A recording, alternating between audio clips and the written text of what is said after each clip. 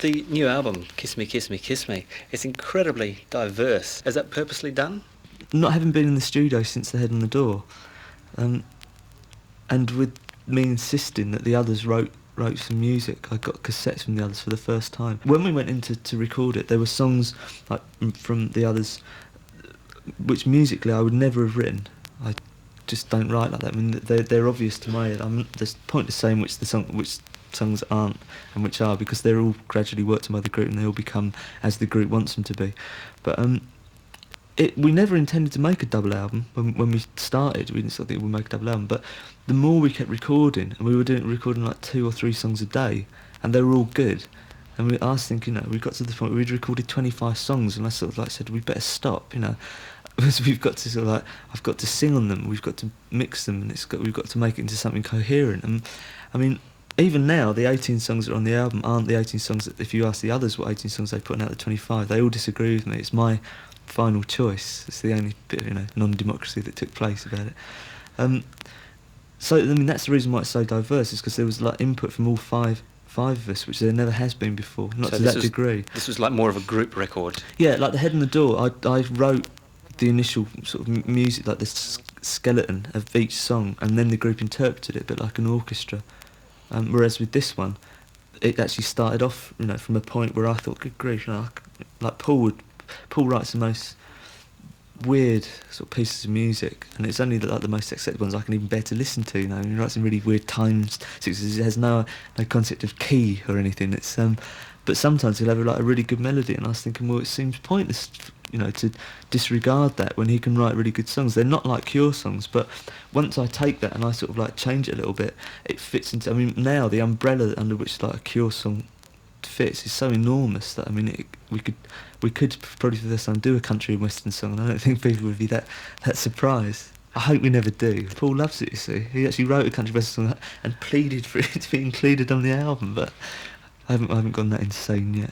A lot of it sounds new, and a lot of it is. It's like we've gone into areas that we've never worked in before, but at the same time, it's taken a lot of elements that we've used over the years. It's just the actual flavour of some of the songs, like particularly some of the slower songs, like 1,000 Hours, would be a song that I would really have loved to have written around the time of Faith, and it would, it's because it encompasses like an enormous slice of what I was feeling like at that time and how I still feel. But I think it's much more accomplished now, and with a song like Shiver and Shake, that's what Give Me It always wanted to be.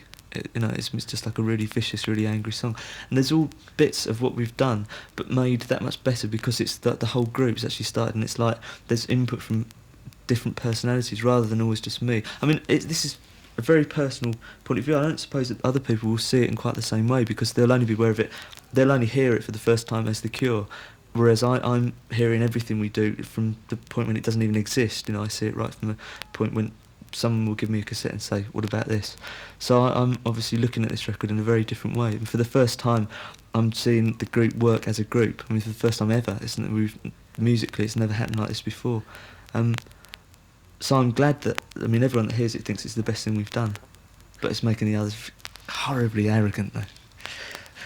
See, if we'd have written the songs all along, they keep saying to me. The Kiss, the first track, is a really, really brutal opening song. Well, what kind of feel were you going for there? Just an all-out bludgeoning attack?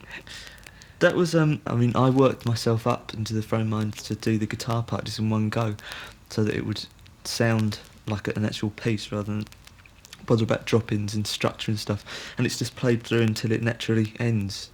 It's I just thought it would be good to start an album with this.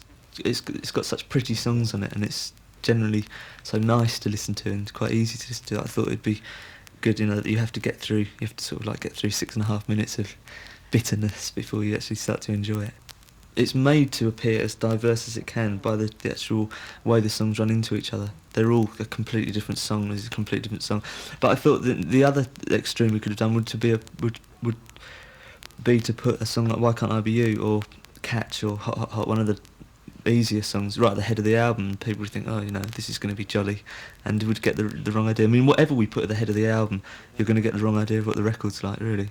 But I mean, I think to myself, well, if I've never ever listened to the first track on a record without listening to the rest of it, even if I hate it. Generally, I think that people should be at least prepared to listen to the first side as a whole. Right. Catch is like quite a whimsical song. Is that going to be another single? That'll be the next single, yeah.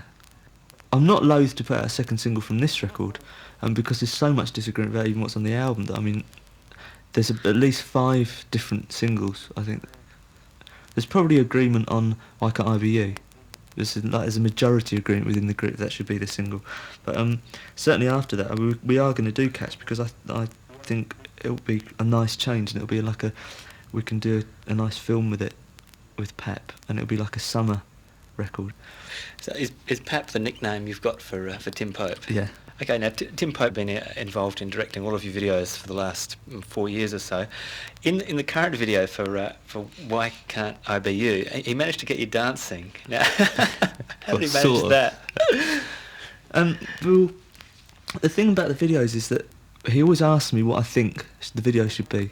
He always says, "Go on then, tell me what you think." 9 times out of 10, what I think the video should be, he's already thought the video should be, within rough, broad parameters. We think the same, which is why he does our videos. He has the same sort of visual sense as I do of the group.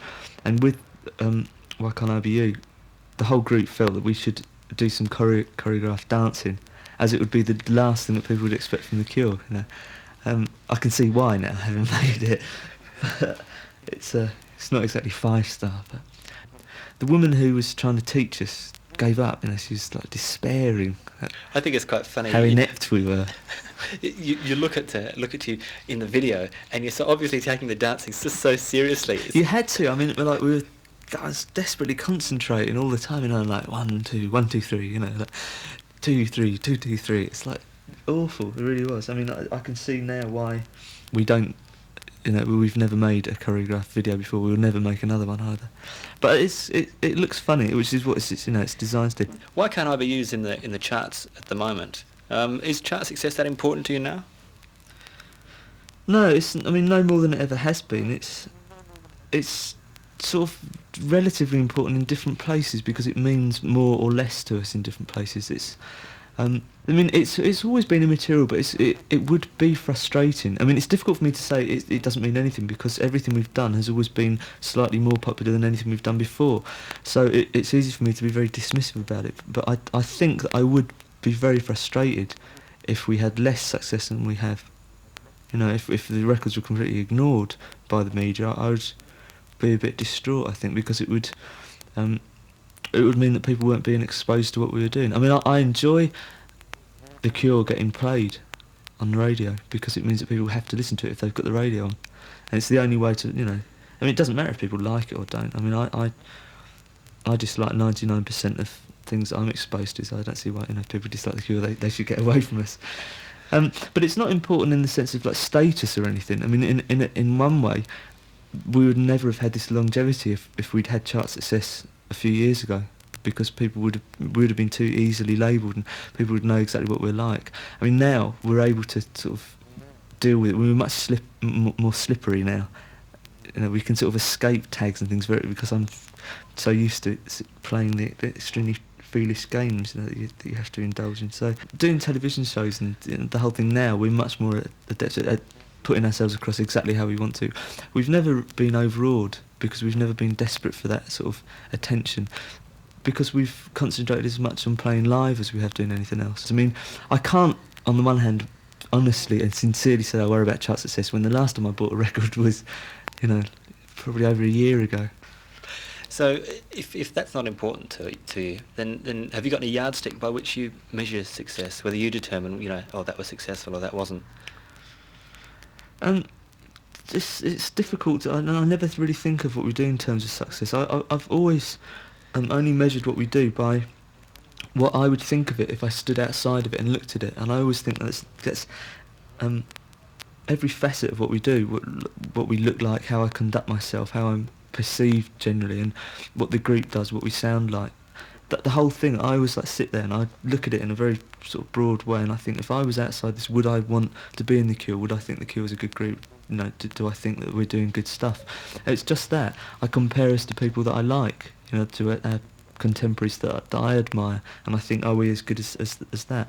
I never sort of think, oh, grief, we're not in the top 10, because I look at the top 10 and I think, well, I'd seriously rather hang myself than be there, you know, if I had to be like the people who are in the top 10.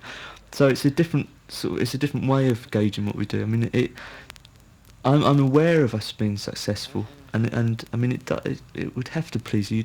I would be lying sort of shamefacedly if I said it didn't, because it's obviously going to, because it means that we're being heard, you know, we're doing something that's being heard by more people.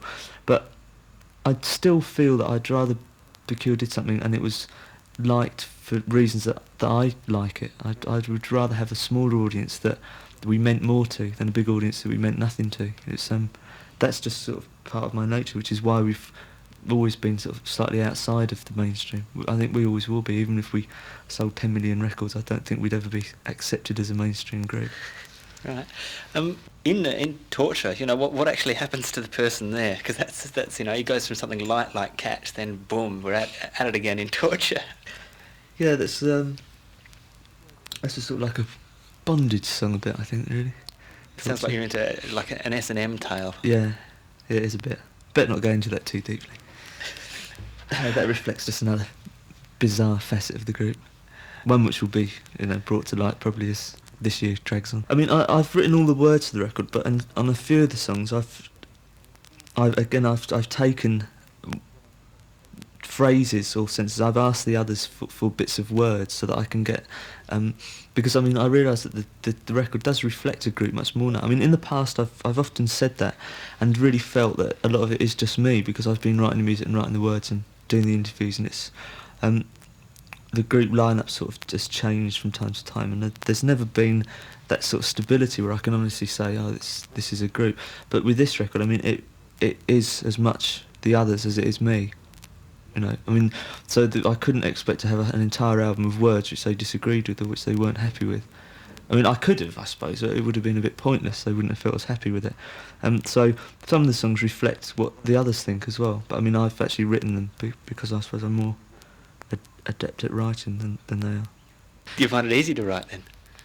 I did for this record, yeah. I don't normally, and never in the past. I mean, beyond a certain point, I always reach a sort of, I get stuck.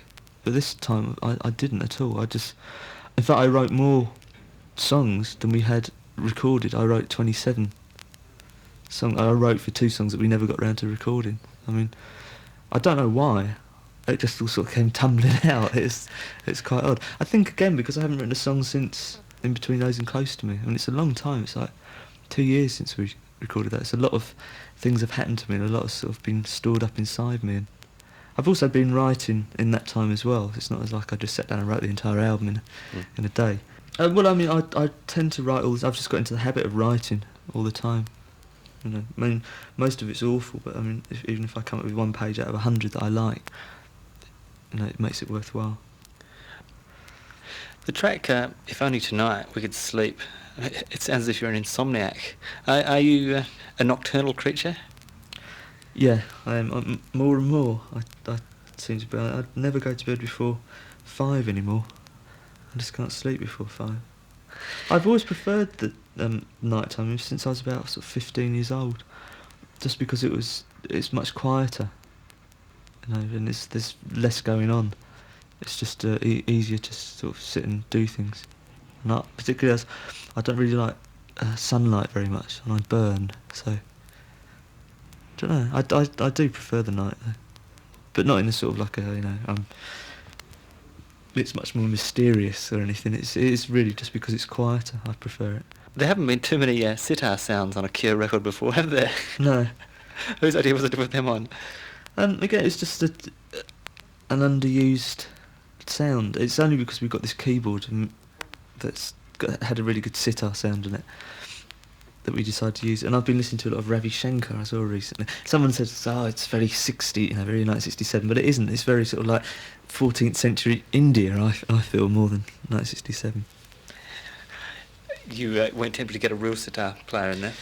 I've got a sitar, but I can't play it very well, and we didn't really want to get anyone in from the outside to play it on anything. We did have, there's 2 bits of sax on it, but that was just by chance. You know, that was just because I was drunk in a barn. This bloke happened to be playing. I invited him back to the studio to play on the record. I didn't remember very much about it the next day, but that sounds really good. What tracks was that? Hey You and Icing Sugar. Right. It's just when we were in Nassau. This bloke was just wailing away. It just seemed like a good idea at the time. I mean, it was a good idea. I shouldn't say that.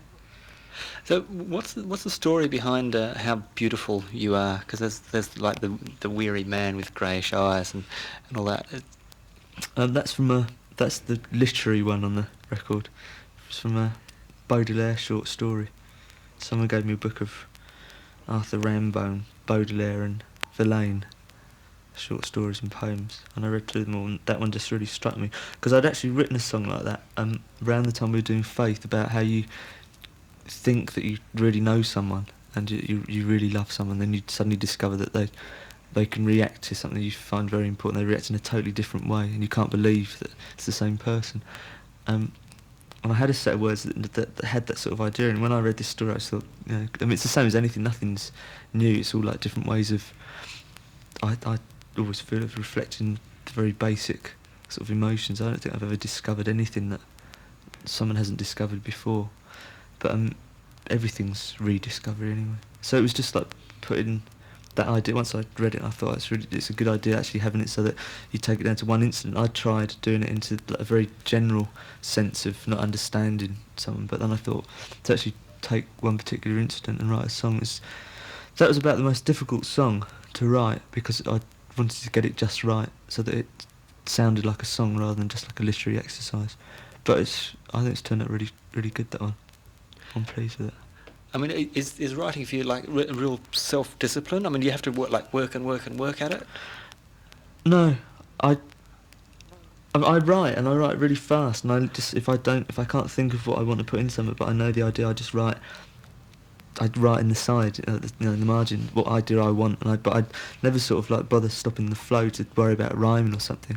Then I'll read it back and I'll drop in words, and I do it. I mean, a lot of it's very haphazard. I mean, that sounds like I do it in a very cultured, very skillful manner. I don't at all. It's quite often I'll go out and start singing with a gap in a song, and I'll just sing, like I'll either repeat a couple of lines or I'll think, this is it, and I'll stop the tape and I just fill it in. There's all different ways. Other times I just have just a page of lines, and I'll just pick them at random, which are my first pass through. I'm singing a vocal and I just see what sounds best, and then I build the song up from that. I think that sounds like a good chorus or something. Depending again what I want to convey in the song. If it's a specific, then I'd spend much more time deliberating over the correct choice of words. If it's more like a mood, you can get away with a lot more. I mean, on this record, some of the writing is some of the best writing that I've ever done, because it does actually convey very specific things. Whereas in the past, if I've been a bit lazy, I've thought, I've also in the past written quite obscure songs, which I've never really bothered about people understanding. Whereas in this one, I've been a bit more careful about, I suppose, what I'm conveying, and I realise that there's not that much ambiguity in a lot of the songs that we've done this time. No, they're very obvious what they're about. Like Snake Pit, for instance. I mean, is there a particular location? Yeah, that was a particular incident that happened. That happened quite a while ago, and that stuck in my mind. With a lot of those songs that are like hot, I sit there and I'll think, not when we're doing the album, but at any time, and just when you have a reverie, and I might think of something that I haven't thought about in years, and I just make a note of the actual incident, so that then when I'm coming to write, and I'll like think to myself, right, what did I feel then? Because it's like some things that I experienced when I was younger, and that I'm probably not as aware of now. I'm not exposed to as much. We were so, we were far less cosseted than we are now. I'm really aware of it. So in a lot of cases, I'm drawing on experience that happened before the Cure started to become this successful, because it's a very false environment that I spend a lot of my time in now, and I don't really want to write songs about being in hotel rooms or going on planes. It's very tedious. So, like last year, I purposely took a couple of months away, and that's why we didn't do much live work. People say, why don't you play in our country, why don't you do this? But if I didn't experience things outside of the group, there'd be absolutely nothing for us to do that would be new for me. There'd be nothing fresh, and I'd get very tired of it very quickly. Given the choice between real life and this, I'd rather take real life. So I'd where rather did you have go? both. Just around England, I just went off and saw the Lake District again, and just went to Wales, just to have time just to sit and just be normal, really. So what is the incident or the location behind Snake Pit? That just happened. That happened on someone's birthday a few years ago, and it was in a sort of a horrible disco. It's literal. It's just I was just taken somewhere in a car full of girls, and it was really it was a dreadful experience. I shouldn't say too much about it, really. Your voice seems to be quite strong on the album. I mean, did you practice a lot for that, or had you just done some touring before you actually did the vocals on the album, or what? No, I hadn't done anything. We finished the film in Orange in August, I think, just at the end of August, and we went straight to do the album. But no, I think it's much more mental, my singing. The approach is more of a mental approach, so, rather than a physical thing. I mean, I think I always could have sung like this, but in the past it hasn't suited me to. Like through 17 Seconds of Faith and Pornography, I mean, the songs were sung as I sang them. They were very, very plain. They were very simple, and I didn't ever need I never felt the need to affect my voice in any way. Since the top, I've experimented more with how I can sound, and on this one I've gone quite peculiar on something like Hot, Hot, Hot. It's almost like gospel. Yeah, it's almost as if you're consciously I trying. I am doing it, but I never practice it. I go out and I just do it, and then I come back in, and if the general consensus, if the looks on people's faces in the control room is like beaming and happy, I think, well, I better listen to it back. If they're all very sullen, then I think, maybe this isn't going to work. But Hot, Hot, Hot was the most revolutionary departure, really, from anything that I've sung before. Well, Hot, Hot, Hot is the first really funky number for The Cure, isn't it? Yeah, it's pure chic. Had you been listening to a lot of black music before, that one? You decided to do that one? No, I mean, a lot of these songs were, a lot of what we do, it involves things like Hot, Hot, Hot, and we'll, if we're doing a sound check or if we're in the studio or wherever we are, particularly now Boris is playing the drums, and he's like, he can play any kind of rhythm, any kind of beat, he can play like salsa or just anything. So he'll sort of start playing something and everyone sort of just joins in. And Hot, Hot, Hot was one of those things. It was just like a bass line that I'd had, and I was thinking, this is a really sort of typical sort of funk bass line. I was just playing it to Simon, and Boris just joined in on the drums, and I thought this would be really funny if we turned this into a song. And so Paul came out and just started playing sort of chicken picking guitar, and within half an hour we had the song. So it's really spontaneous. It's just the sort of things. I mean, in the past because I would have had a much more precise idea of what the record was supposed to be like. There was never any room to do things like that. I mean, which is good. The records have always had a reason behind them, and this one was really to capture what the group's like. And so things like that, if it sounded good and it worked, it was going to go on the record because there was no reason for it not to go on. I mean, obviously we didn't sit down and think, we should do a funk song, because if we thought like that, we would never actually do anything. The only thing that's like that is country and western. Paul would always come and say, "I've got this great country and western lick," knowing that I'm going to get extremely upset. So what's the song actually about? Were you going more for the feel there, or is it actually trying to say something? Because all this business about lightning striking. Yeah, lightning striking is just a veiled term for a revelation. Again, I shouldn't say too much about it. You sort of read into it what you want, really. It just seemed like an exciting phrase rather than saying the first time I realised that. I thought that first, it is a phrase, isn't it? It's to be struck by lightning when you suddenly realise something.